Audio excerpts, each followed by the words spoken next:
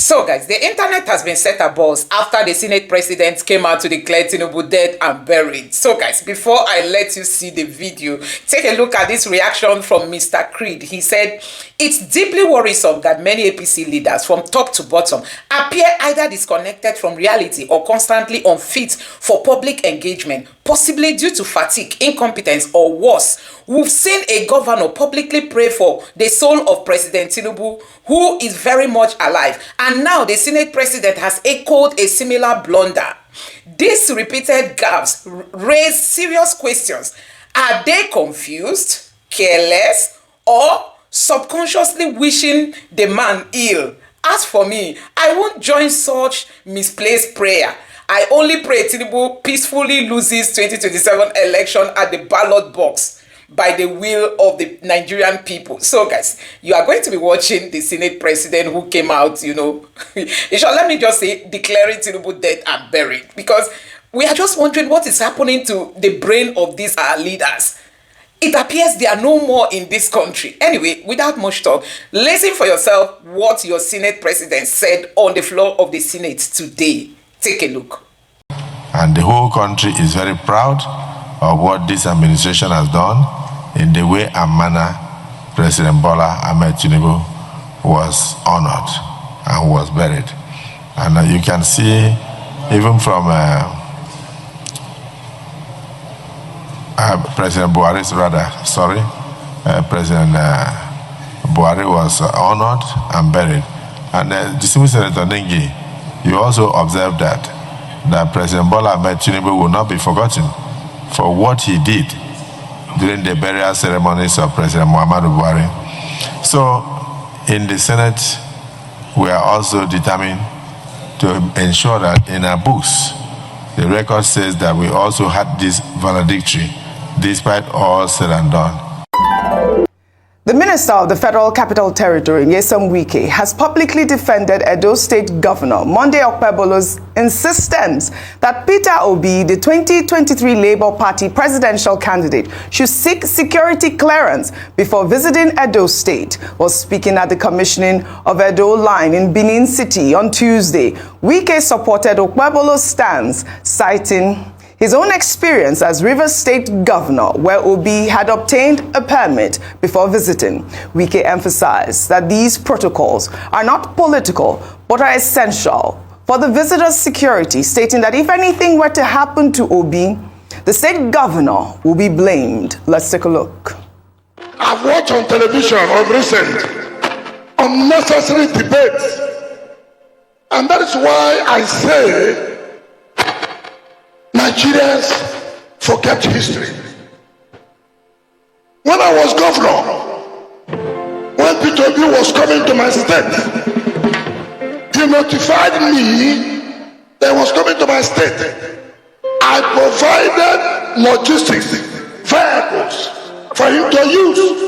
Because at that level, as a profile presidential candidate, if he does not tell you and anything happens, the governor will be held responsible.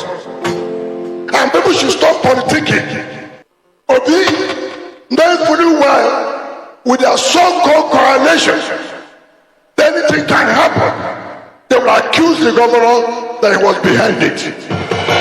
So the statement you made, you are quite right.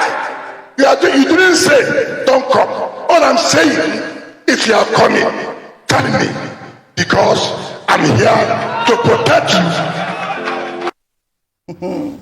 Meanwhile, the Edo State Governor, Monday Akpabio, reiterated his demand that Peter Obi must notify him and seek security clearance before visiting the state. Akpabio insists that it is not a threat, but a necessary security protocol to ensure the safety of all residents and visitors, especially high-profile individuals. Let's take a look. Well, because of the rain, I'm not going to talk much. Even when they said I don't talk, just one word, one sentence, everybody was crying. I simply said, it's an advice. Don't come to Edo without telling me. Was I chewing hot yam? Do I need 1 + 3 to make my sentence? No. Do I need to read encyclopedias for people to understand what I'm saying? No. My job is not only to work for Edo people. My job is to save the life of every Edo citizen and visitors coming into Edo. If telling him to notify me as the chief security officer of this state is a crime, so be it.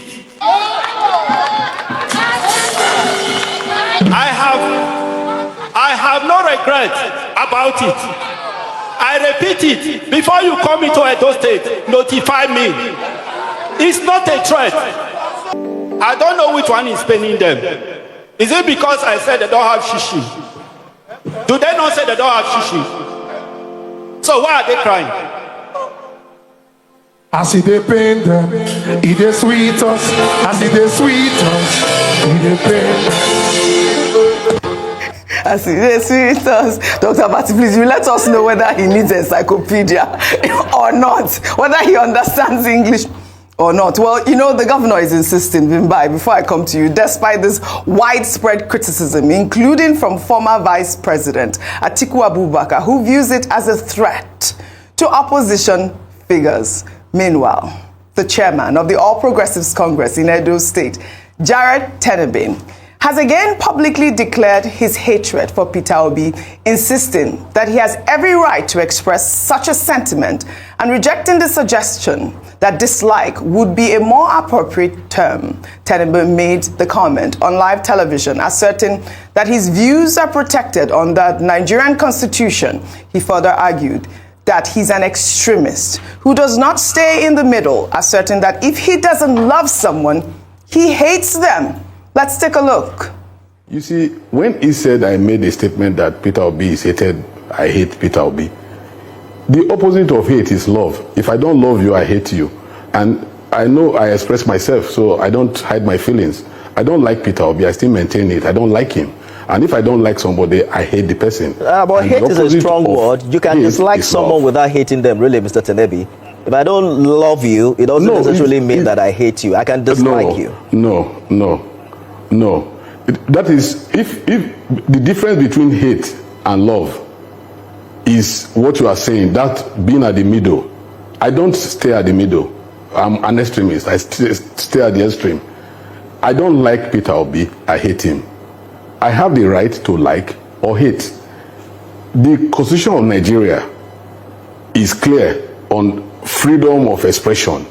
I can express how I feel about somebody. The Constitution does not say don't hate somebody or you don't have to hate somebody. So I can decide to hate or like somebody. All right, this was very hard to swallow, Vimbai. And, you know, I think I should just read this tweet that I got from X, from Characteristics, who actually detailed the consequences of hate speech, because that's clearly a hate speech.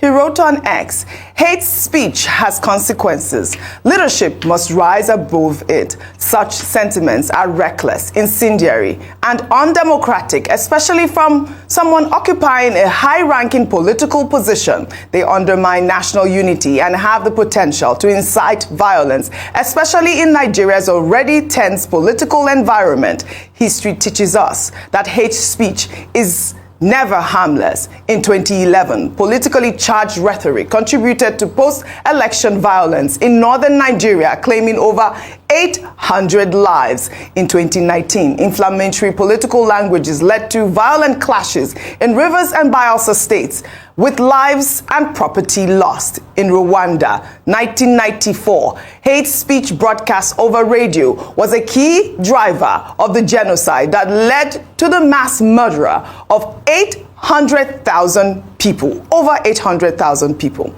We cannot afford to ignore the power of words. When political leaders publicly express hatred, they normalize division, embolden extremist behavior, and erode the foundation of peaceful democratic engagement. I therefore call on the federal government of Nigeria to immediately caution the said APC official and reinforce the need for civil political discourse, the media to exercise greater responsibility in challenging hate speech and ensuring that platforms are not used to promote hostility. International human rights and democracy defenders to take note and speak out against such dangerous rhetoric in Nigeria's political space. We must act now before words become weapons. Democracy thrives on debate, not division. No political grievance justifies publicly declaring hate against another citizen. I urge all stakeholders, both local and international, to join in condemning this act in promoting a culture of tolerance, peace, and accountability. Vimbai. A culture of tolerance, peace, and accountability. I really love that, because I can't believe that we are looking at the chairman for the ruling party in Edo State. And if you rewind to the election that took place last year, you remember how intensely hateful, if I can use that word, it was filled with this insightful language. There were several scenes that we saw of just the type of Nigeria that we do not want, the type of Nigeria that Nigerians do not deserve. So this kind of talk, you know, we're not saying everybody should gather around the fireplace, hold hands and sing Kumbaya. Dissent will happen. You know, we can have differences, but to get to the point, hate is an intense dislike for someone. So to say that I dislike somebody intensely is a very, very concerning thing, because it goes beyond political differences. This is a personal grievance that you have. And now when somebody has this type of disposition towards somebody, and then it's echoed by, oh, if you don't get a permit for me, whatever you see, you'll take it. You can't blame Peter Obi for feeling threatened by that. You can't blame his supporters for feeling that this is a threat. You're actually reinforcing the threat. Now, if we rewind to what they're saying is the genesis of this whole crisis, they're saying that when he came, there was a stampede at one of the churches where he did philanthropy, and that following that stampede, 3 people died. I saw on another platform where the Commissioner of Information was interviewed and interrogated and said, well, can you share evidence of this stampede? And he was unable to produce this. I just want to repeat that call and that request for evidence of this stampede. Let's see it, let's know it, let's truly know what transpired on that day, because for now it's seeming as though something was created to try and create opposition, to try and make the playing field difficult for an opposition figure. Now, as for Mr. Wiki saying that, oh, Peter Obi sought permission to come to Rivers State during the election. I think context is always important. Of course, during an election period, when there are rallies happening, when there's that type of activity happening, in the mood of elections as well, because he was also campaigning. Of course, he would have written to the governor of the state to make sure he's on his good side and so forth. So there's politics involved in this as well. But if we're now saying that in this country, if a high net worth individual or a high profile individual decides to travel to a state to conduct whatever personal business he wants to conduct, that the protocol is now that we need to write to governors first, then we're setting a very, very dangerous precedent. That means that even investors who want to come to Nigeria to do, whether it be philanthropy or whether, did Bill Gates have to write to the Lagos state governor for permission to say, please, I'm coming to your state when I'm coming? So this, you know, very, very high profile. Very high profile. Quick comments, then I go to talk about a quick comment. So a couple of things. I think the authorities are seeing when this hate, when people are peddling this narrative and rhetoric of hate. I'm sure they saw live on TV when Jared Tenebe says he hates somebody and he cannot stand the person, despite the fact that he was corrected. For good measure, this same Jared Tenebe, because they wanted to win elections, said that nobody watches Arise TV, that they don't have DSTV, and they can't pay for subscription because of the poverty Obaseki has put in their state. Secondly, both of them, the governor and Wiki, they didn't double down on it, and they felt it was a joke. And that's a sad thing for the country. And when the governor kept on saying that there was nothing wrong with everything he said, everything is wrong. There are already petitions across board to embassies of nations and everywhere about the speech of the governor. And the governor does not even know the veracity of what his threats have become in society. But I'm sure there's, because you see, that's why politicians feel disgruntled when in the end, when it's not time for election, you come and say they should sign peace accord. When this governor is saying things like this, who is telling him to have some level of decorum? And that's why I say democracy dies in decorum. That's the sad reality. Secondly, Oji, with due respect, Saint Wiki, Wiki, during campaign, you allow Peter Obi coming, isn't it? Why did you allow Atiku campaign in your state? All right. Didn't we know all the things you did as regards venue or not venue? So because it's so easy for Saint Wiki to talk now. He said he let Peter Obi come. What about Atiku? Why did Saint Wiki allow it's application process now? It's application process. You see, let's be doing a K in this country and continue hypocrisy. We will see it when the country goes up. Let me start with Jared Tenebe, the chairman of the Edo APC. I said yesterday that the people who occupy positions of leadership in this country, they should be at least persons who are enlightened so that they don't embarrass the rest of the community with their lack of enlightenment.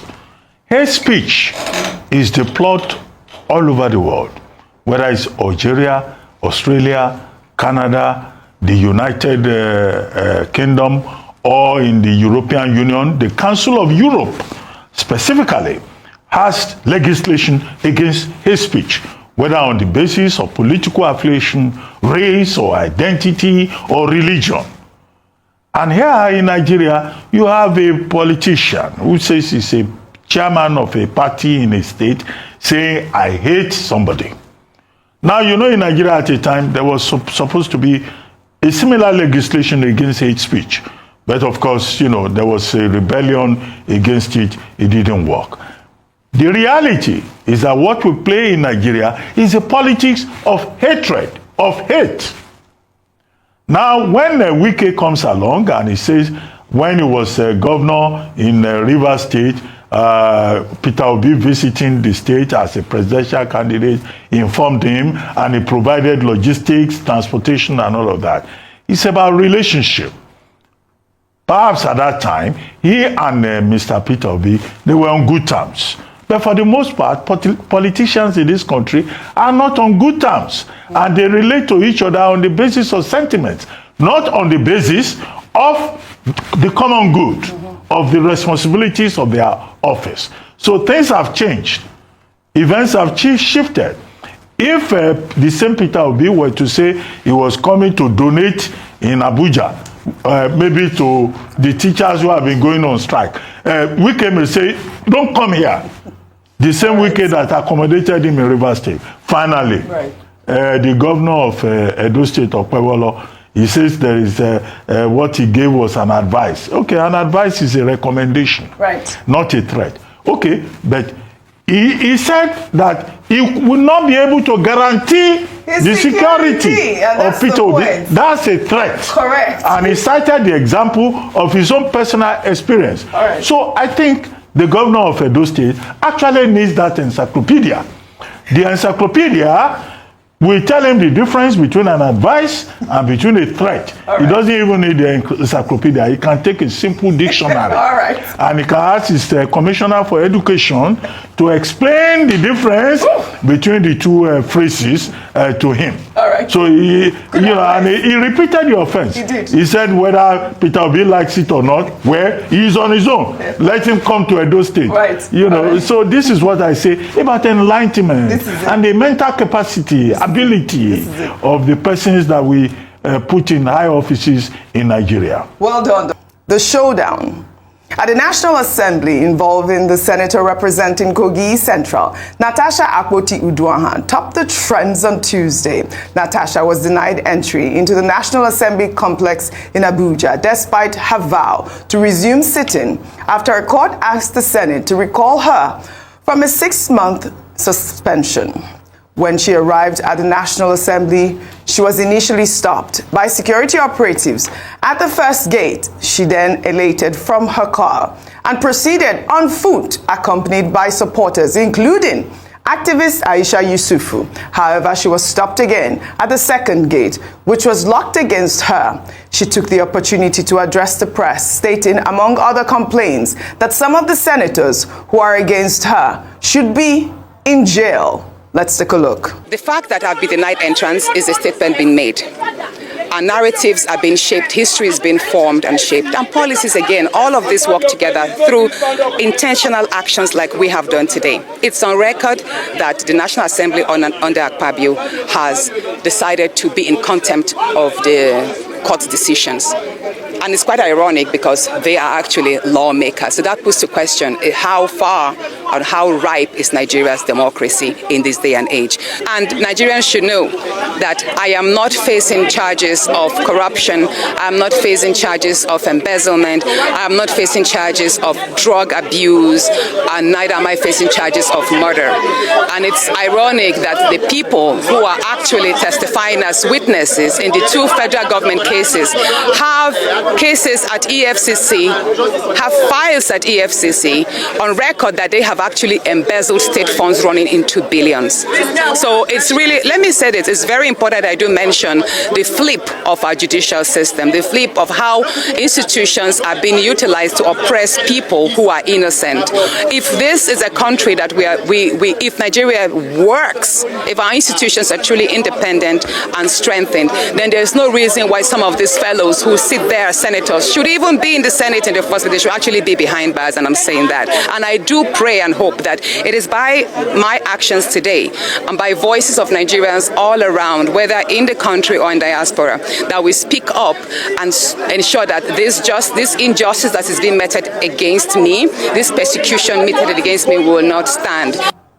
All right, you know, there's been a lot of reactions, some against and some for Natasha Akpoti's appearance at the National Assembly. And I'll take this one from Pragmatic DB.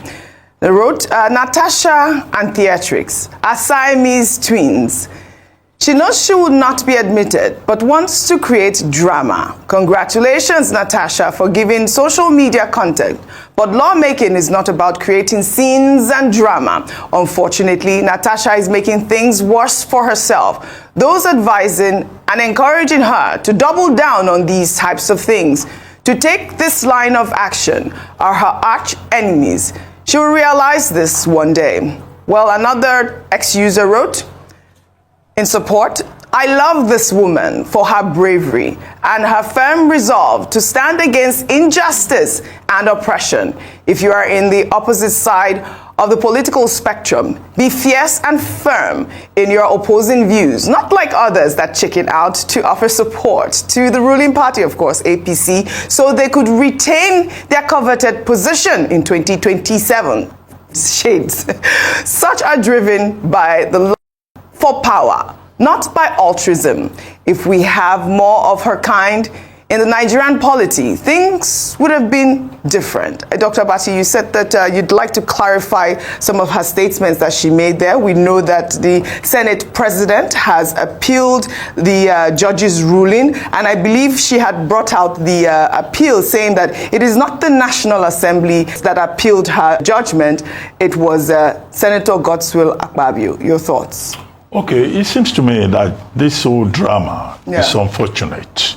There's too much theatrics, with one party going on appeal, with another party also threatening to go on appeal.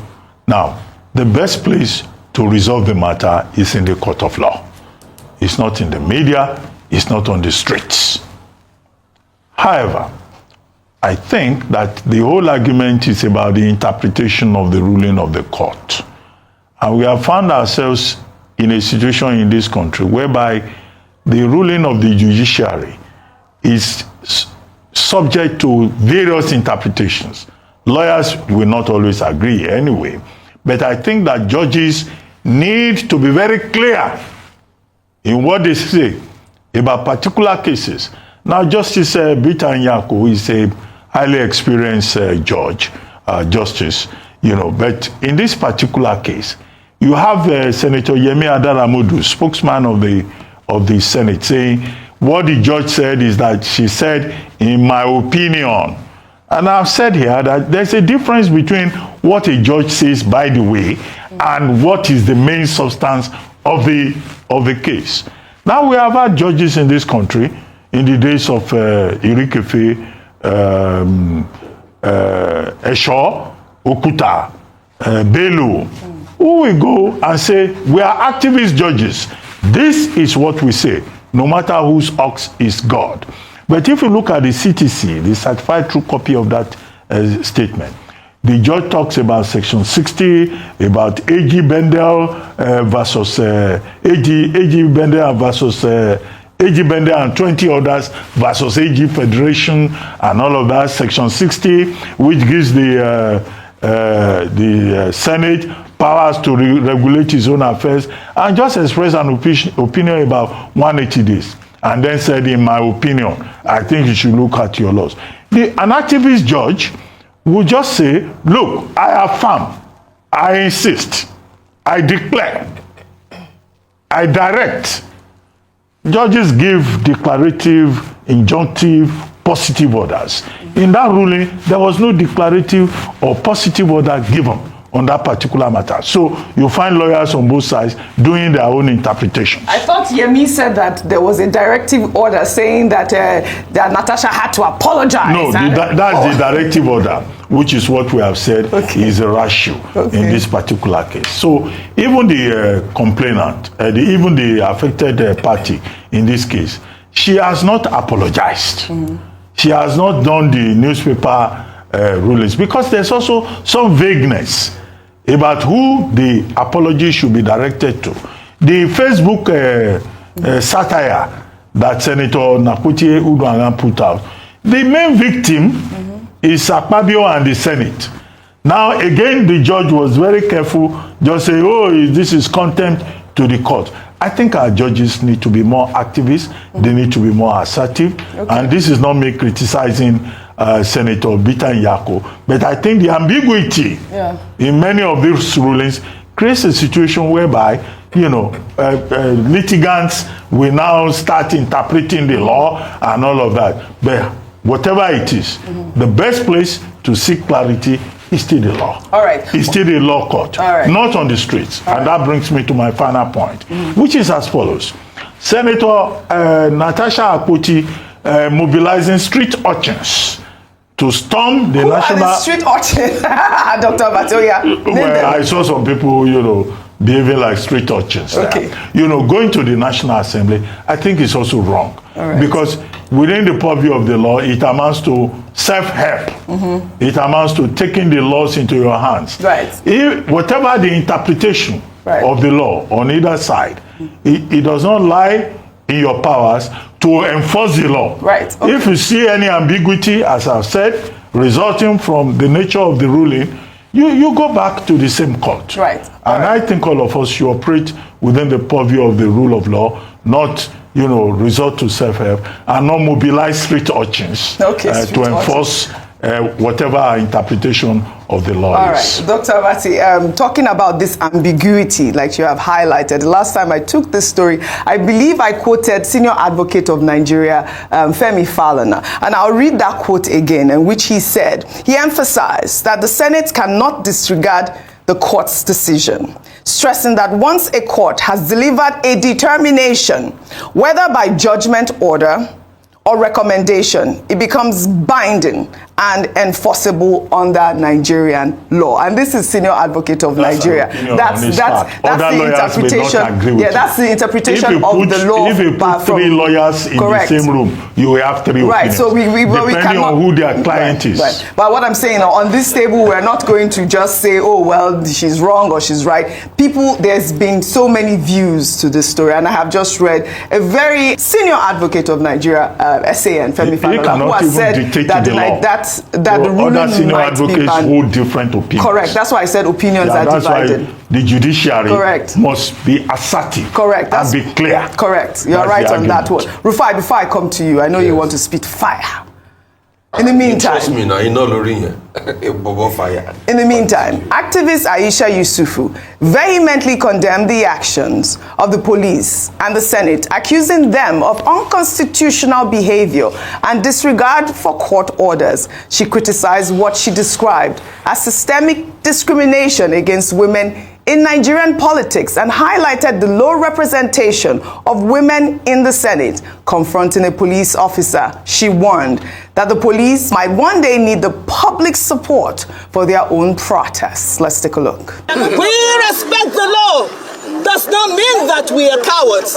We aren't cowards. We are here to do the right thing. A senator, a serving senator of the Federal Republic of Nigeria is here on her way in, and you are stopping her. Going through so much in this country. Mothers are burying their children, and the children have help that are going to go in there and work. And you dare to stand, and you kill us. That's what terrorists do every day. All right, Aisha Yusufu there. You know that she's such a strong advocate, women's rights advocate. Why are you laughing? A strong street urchin. No, I never said. I said strong advocate. Go ahead, Rufy on fire. With due respect, those that followed Natasha, they were not street urchins. They were bold Nigerians that stood for their convictions and what they believe in. Secondly, I'm here with the CTC and it's clear. Let's not dilly-dally over this matter. Let's look for empirical facts. Thus, an order is hereby made for the plaintiff to pay a fine in the sum of 5 million naira to the federal government treasury and publish a public apology to the court in 2 dailies on our Facebook page within 7 days to purge herself of contempt. Those are facts on ground. So the apology is not to the Senate. And let's not stop rigmaroling this thing. It's to the courts. I think we've stated that over and over again after I had to read the CTC. Thirdly, for those saying that it's a public spectacle, I'm sure we have selective amnesia in this country. We forgot. How did allegations by Natasha Akpabio lead to her being recalled? When the other camp was doing the recall process, was that not a public spectacle? Who was the first person to come on this table after that incident happened in the Senate that day? Wasn't it Senator Nwaboye that came to speak in favor of Senator Akpabio and berated Senator Natasha Akpabio? He sat down on this seat you were sitting that day. And as regards the judgments, the reason why Senator Akpabio did appeal the judgment was, and I have also seen a cross appeal to that 5 million thing, was that there were lots of procedural issues. Everybody knows if you want to institute a process of contempt, there's something called a Form 48 and Form 49. Okay. And also, during the process, there had been allegations that the other parts also perpetrated a level of contempt, because the so-called parts where they dogged Senator Akpabio for writing the Facebook post, the lawyers representing the other party also wrote some things in the paper where everybody was supposed to go off. And they were speaking to the media. They were speaking to the media. In fact, they had more airtime. As Senator Akpabio, they are empirical facts. Let's call a spade a spade. Thirdly, the judgment. The judgment is clear. As if we want to regoo room and we want to act funny. When we want to do a K, we act funny. The judgment, the same judgment that stated, let's read it together, please. I have the CTC here. I like to talk to facts. The same judgment that stated this, that to suspend a member of a period of 6 months to a suspension of 180 days and the same number of days, and the member is expected to sit in the House representing the people, that I find excessive and overreaching, noting that it will prevent a member from complying with Section 63. And she further said, I am of the opinion that the Senate has the power to review the provisions of the Senate rules and even amend them, act both for being excessive and overreaching. Right. So the facts are clear. All right. So I think based on this, she went there to assert herself. Is it the last and it's day? Not Was a it bad, the last day of sitting? Yeah, because they are going on recess soon, right, and she'll still come back. All right. The question we should ask ourselves is, see, the formative matter has never been discussed because all the panels that were set up for them to really even discuss the allegation. That's the sexual harassment allegation, yeah. All those panels were sidestepped one way or the other. Right. The question is, see, I will be the first, Oji, to berate Senator Akpabio and abuse her if she doesn't have facts on the sexual, allegations. Okay. You get. But the truth is, let's stick to fact. Is it because of the allegation she made that a push for a recall was made. Documents were doctored for the recall that we saw. All right. All sorts of blackmail had gone on. And we're talking about public spectacle here. This is it. Okay, Who so asked for a public spectacle in the first place? We will follow up on the Let's story. I follow would up have this loved matter. Mbai's comment, but we have run out of time. I mean, we've said it all. Natasha has gone on appeal to interpret this actual scenario that happened yesterday at the National Assembly. The Senate President, Akpabio, has also gone on appeal. So I guess when they resume, we'll follow up on the story. So guys, you have seen it for yourself. This is the leadership in Nigeria. I'm just going to take you through some of the reactions, you know, after Akpabio was seen in a video wishing Tinubu that he dies, you know. Possibly it was a gaffe, but let me take you through this reaction. This person is saying, oh, it looks like Tinubu is gone dead and buried because Imo State governor said same thing and Akpabio is also saying same thing. So the earth and heaven answer their prayer and so shall it be. Another person say, ha ha ha, the prophecy is coming from in and out. Another person say, is Akpabio now a prophet? Hey! And then another person say, when psychophancy reaches its peaks, the brain is conditioned to praise the president at every speech. Now it failed to realize that the eulogy wasn't meant for him. Another person say, Hope Uzodinma said same thing last week. Today it's Akpabio. May their wish be granted expressly. This person said, since it's a mistake, it should be consumed as such. I may disagree with APC chiefs as in many ways, but I certainly wish good health to all. Politics is different from life. This person said, from your mouth to the ears of our ancestors. Anyway, this should be a traditional worshiper. I'm a Christian. And this other person say, number 2, it will soon happen. Jagabandit, 7 lives left. Hey, Tinubu must go. Another person say, they don't know what we. Oh, sorry. This person said, do they know what we don't? As in, is there something these people know that we don't know? This other person say, first, it was Imo State governor. Now, Senate president. Why are they doing this to our president? This other person say, is there something they are trying to tell us? Another person say, maybe they know something we don't know. My God. Another person stamp. You need to see there's something like a video here, like a stamp, approved from his mouth to the ears of God. That's what this person wrote. And then another person said, something is about to happen. Bookmark this video and come back before 31st December 2025. Another person said, I'm always worried when this man speaks. He is prone to blunder, as seen during Wigwe's burial.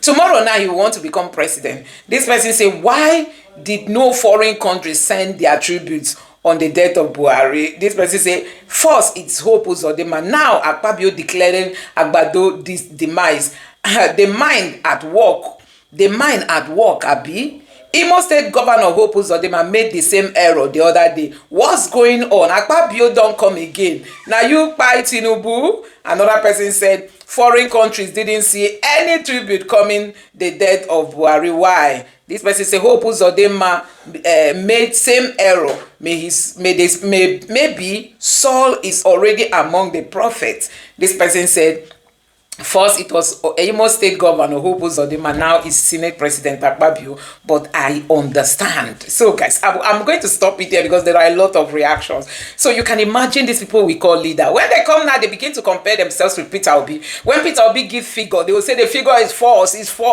They cannot even reason simple statements to make, you know. They will be comparing themselves with Peter Obi that his brain is a calculator. Can you imagine that? Anyway, guys, let me know your thoughts on what is happening in the Nigerian politics. Just drop your thoughts in the comment section below. Thank you.